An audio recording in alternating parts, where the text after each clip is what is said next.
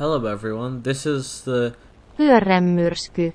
It is a rank 3 premium fighter for Sweden. It costs 1600 golden eagles and sits at battle rating of 4.3. This plane is equipped with a singular MG151 in the nose and two 50 caliber machine guns right above the engine. It also has a DB605A, which the BF-109s use, especially the G2. This plane is a little like the BF-109 F4, but it has a better engine, and it climbs better, it turns better, and it has better guns. This plane is very good, however, it is still a premium. This plane is also very fun to fly, except for when you face 3 XP50s at once. It's just a bit too much to deal with. But when dealing with XP50s, if you get in a dogfight with one, you should win most of the time. However, if you face more than one, you're almost guaranteed to die. But since the XP50 gets an air spawn, it is usually the same height as you or higher. But even though you spawn on the runway, you climb better than them, so you usually meet at a similar altitude and you should win most of the time unless you get ganged up on by 5 XP50s at once. When turning, this plane is not the best, however it holds its energy really well, so you can dogfight most props and do decently, except for Japanese props because you can't outpull their nose. But when in an altitude advantage, you are pretty much guaranteed to get a kill, and paired with this plane's amazing climb rate, you are a pretty formidable opponent.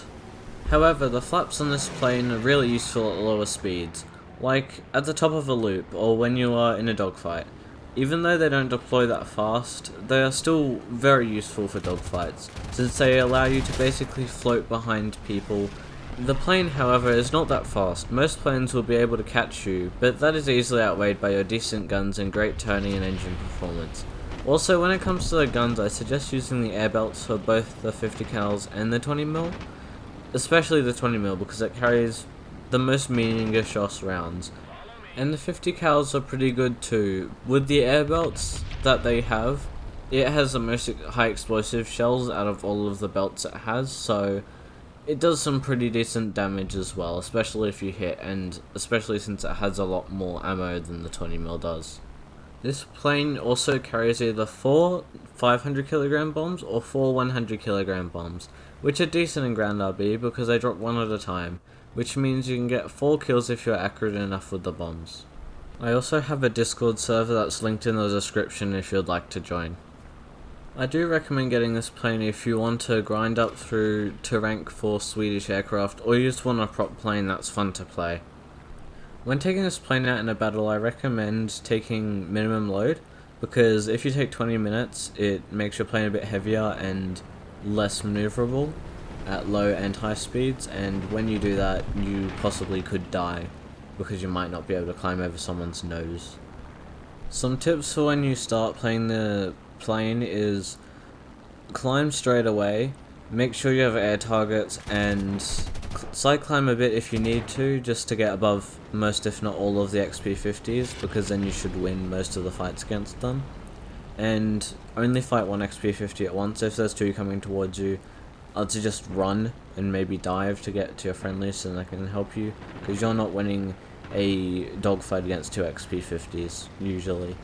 Compared to other Swedish planes at 4.3, this plane is quite good, considering the J21 can barely climb, and the only reason it's at 4.3 is because of its guns, and the T-18B1 is quite fun to play too, since it's got 220mm and it's basically a heavy fighter, and it turns decently. But overall, this plane is a very good plane, and I recommend to get it, even if you want to grind out lower tier Sweden, or you've already grounded out and you just want a fun plane to play. It's a very good plane, don't get me wrong on that one. Alright, real life story time. In real life, this plane didn't see service, and it only had one prototype built. That has been restored and resides in a museum somewhere in Finland.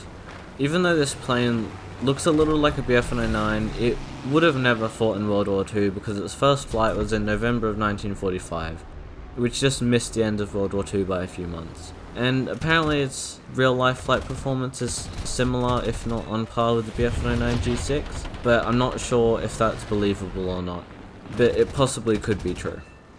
But that's all, thank you for watching.